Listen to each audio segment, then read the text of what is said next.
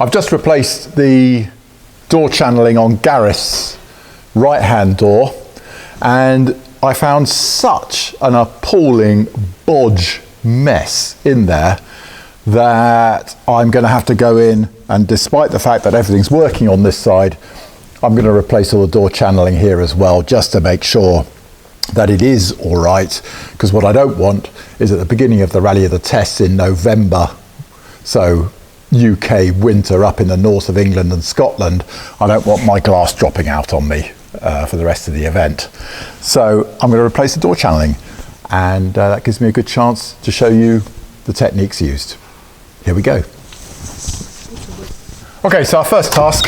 is to remove some of this outside furniture. So unscrew the lock knob